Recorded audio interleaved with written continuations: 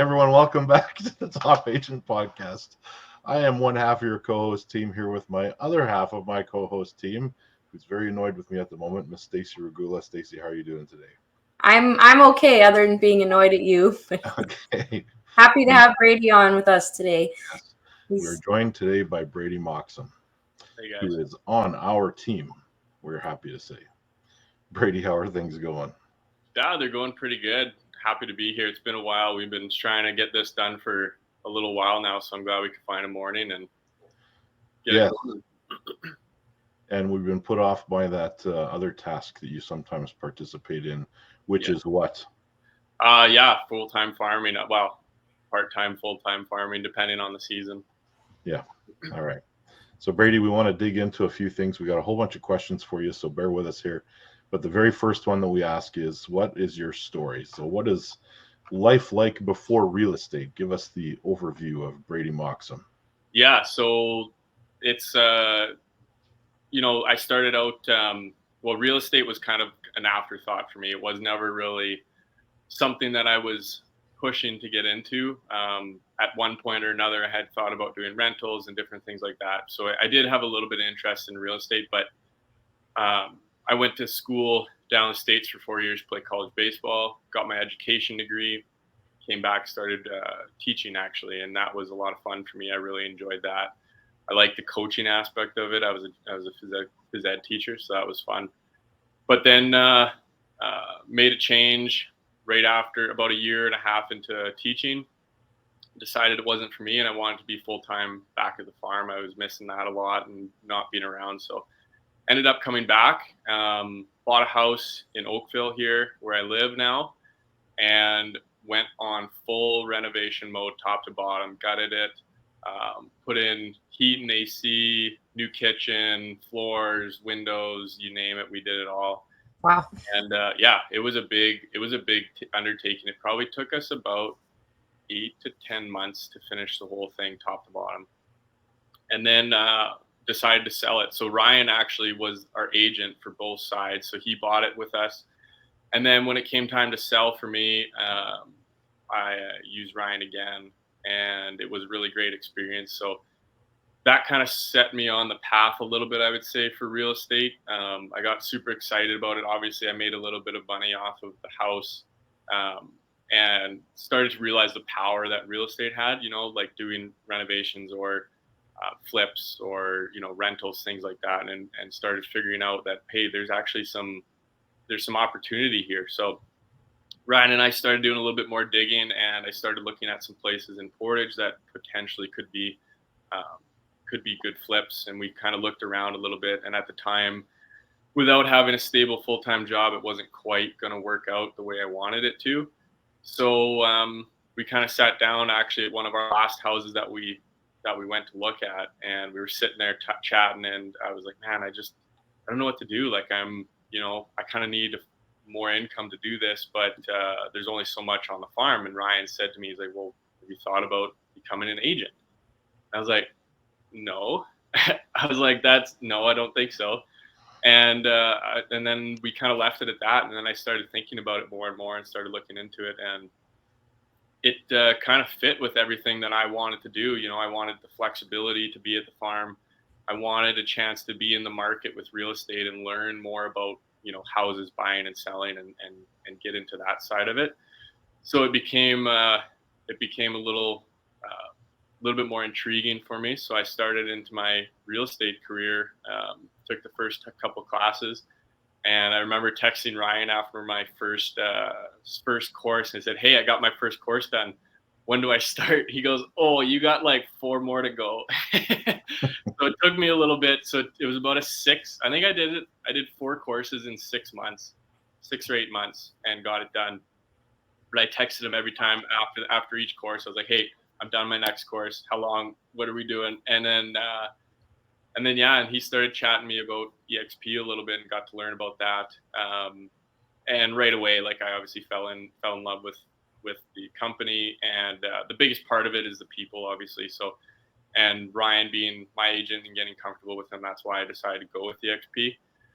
And haven't really looked back. I started into real estate, and I was fortunate enough to know enough people off the bat that I had some business come to me right in the first couple weeks that I had my license, and things have kind of just snowballed from there. And it's been quite the experience so far, and I really enjoying it. So it's been good. So that's kind of my story, but it's been so being a farmer, I know that it's I've picked your brain a bit when I've had some farming listings, but would you say that how would you say farming has benefited your real estate career? Have you kind of went towards farm listings?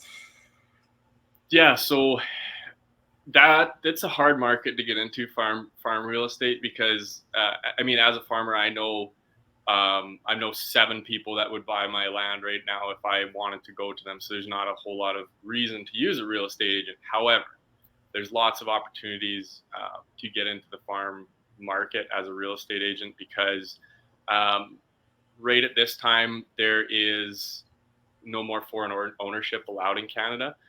So a lot of the investors that bought 20, 30 years ago, unless they have a special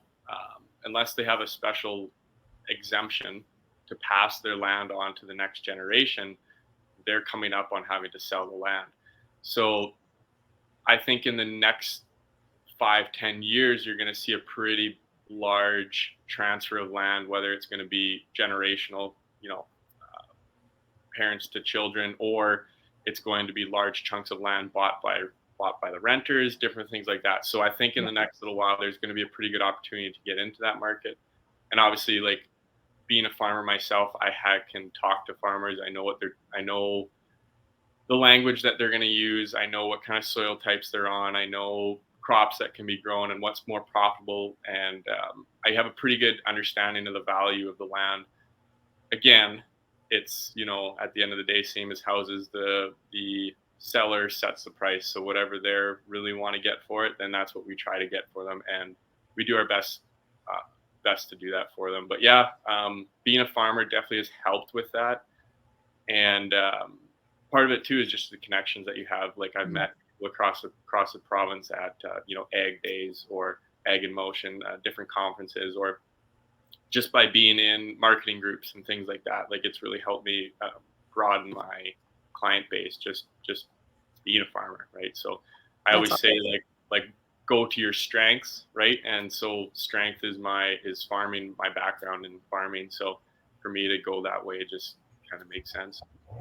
Well, it's very interesting because as a relatively newer agent, you have kind of hit the ground running, and with that strong network, and you're talking about bringing strengths to the table, I would say that is a massive one. And it led to you actually getting the, I believe you hold the record for the highest priced eXp listing ever in the province of Manitoba. Wow. Yeah. It's fun. It's nice to have that title, but you still got to do the work to sell it, right? So yeah, it's one thing to have it. It's another thing to say, yeah, I actually got it sold. So yeah, I hope you do, and I hope I'm actually on one side of that deal for you. Yeah, that would be nice. $8 million, and there's not a ton of those buyers out there, so it's going to take a little bit of work, or the timing could just be right. Yeah, and you never know. Like, we've had some interest here and there, and there's going to be someone out there to buy it, and we'll keep looking, and yeah, we'll get it done. There's definitely people most likely watching the listing and waiting for their finances to line up.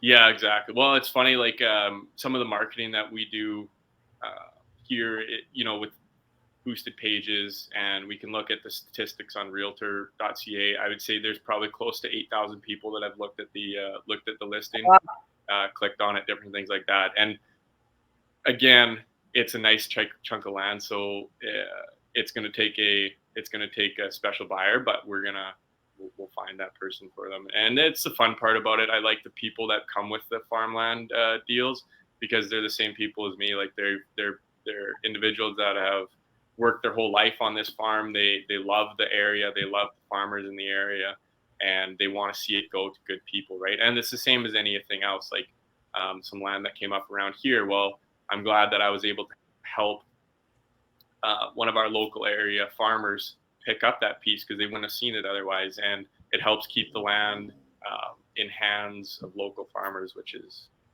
what we want. Nice.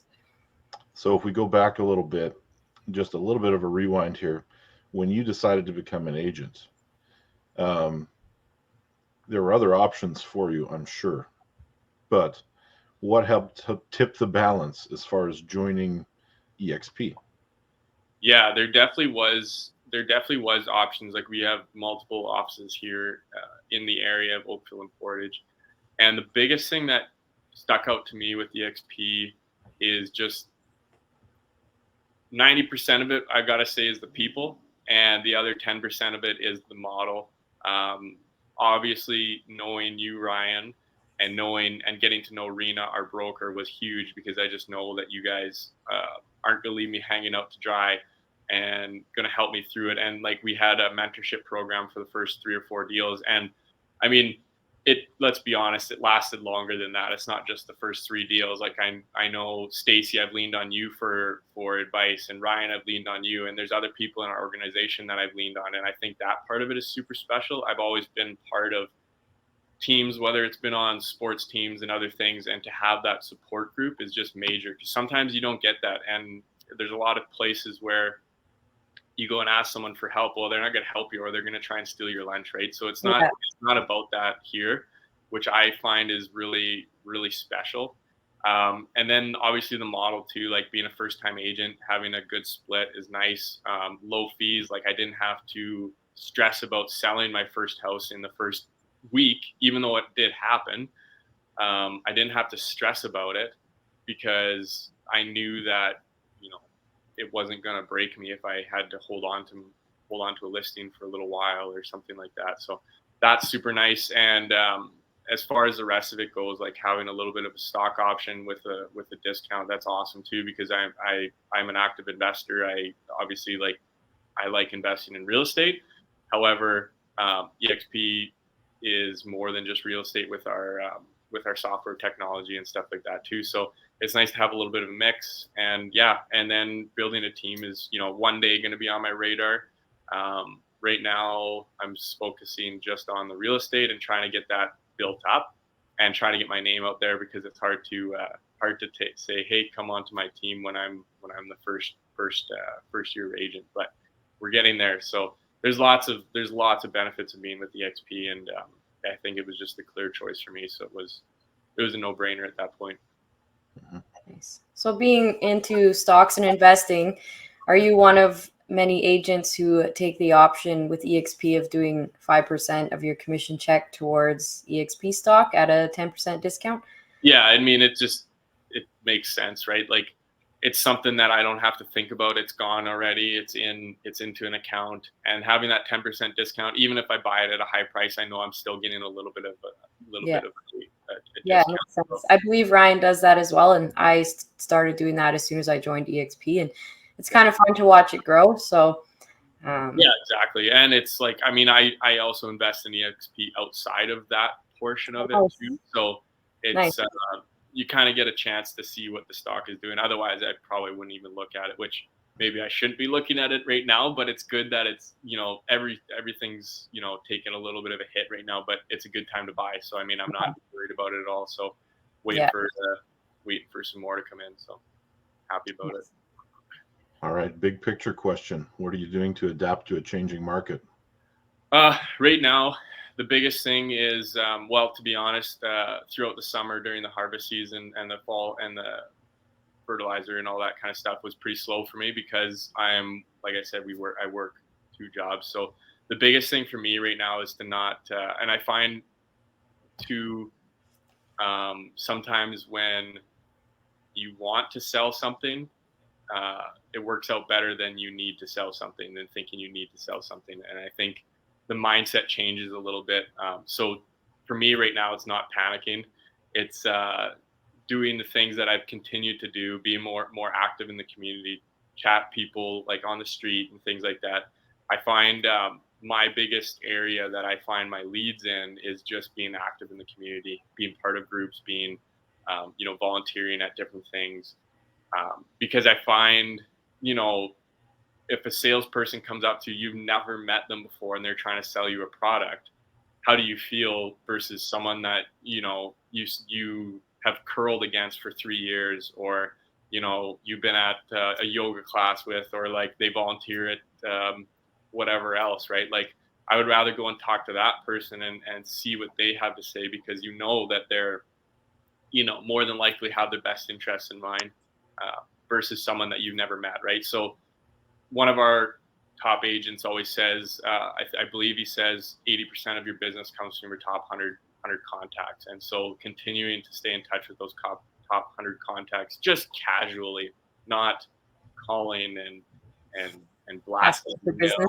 stuff like that.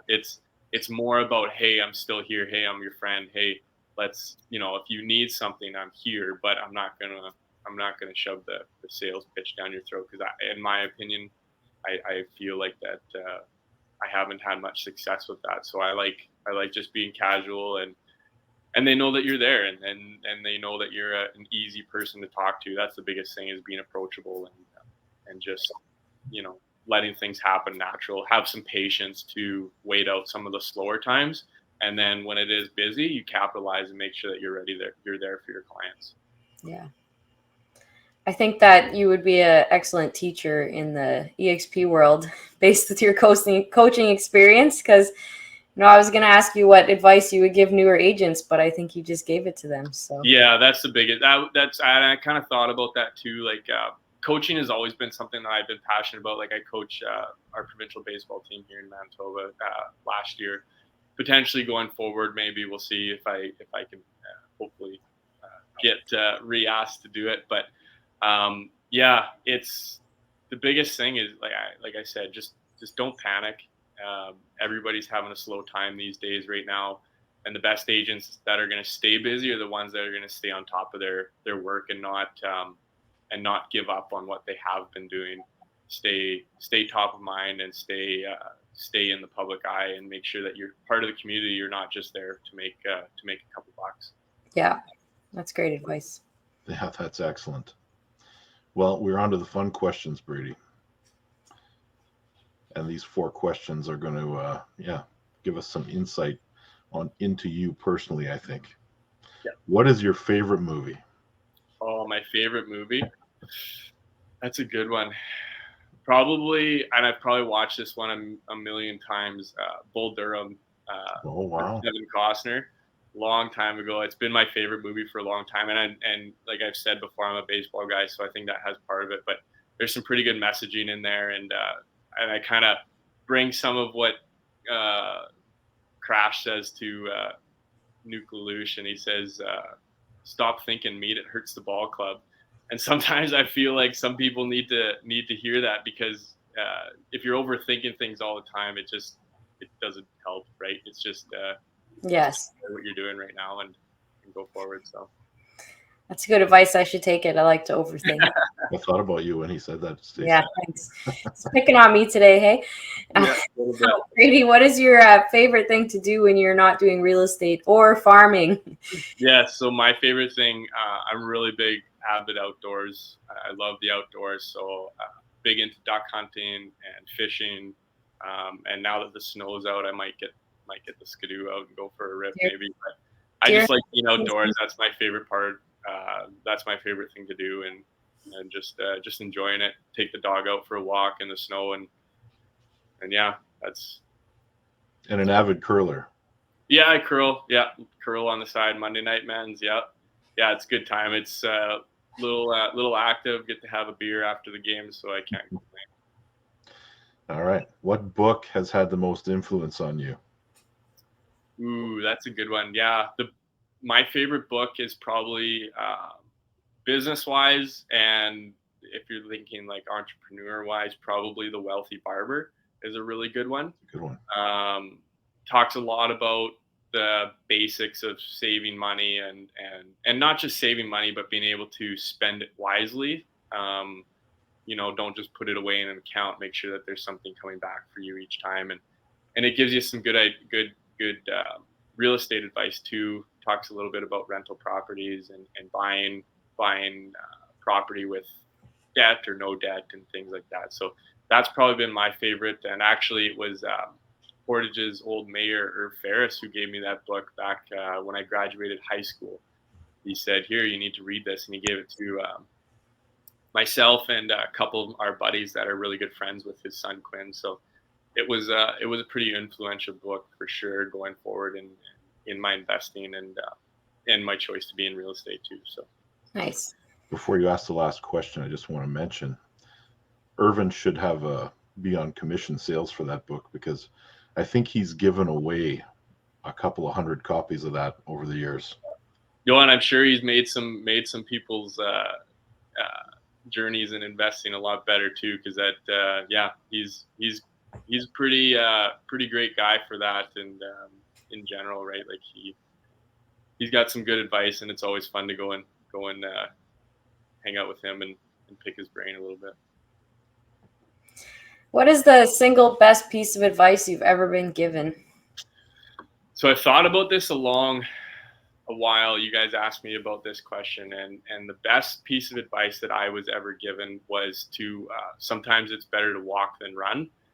And it kind of goes back to what I was saying before about being patient and not trying to make everything happen in one day. Like, everybody's heard the old cliche that Rome isn't built in a day, and your real estate career is not built in a day, and your client base is not built in a day, and your rental portfolio is not built in a day. So sometimes it's okay to take the slow route and think about it and make sure that the decision's right for you at the right time. It's not something, real estate and everything else, there's really no get rich quick idea other than winning the lottery. And I don't think any of us here are going to do that. So sometimes it's better to walk than run, and just take things easy, have the patience to wait out the slow times. And then, like I said, when it's time to run, you'll know. That is great advice. It is. Well, this concludes our show today, Brady. We thank you so much for being a part of it. And thank you guys. It was great chatting today. Yeah. And Stacey, Thank you for being my co-host as usual. No problem. We are back every week with one of these episodes. So tune in Thursdays. A new one drops every single week. And we are out. Thanks, everybody. Thank you both.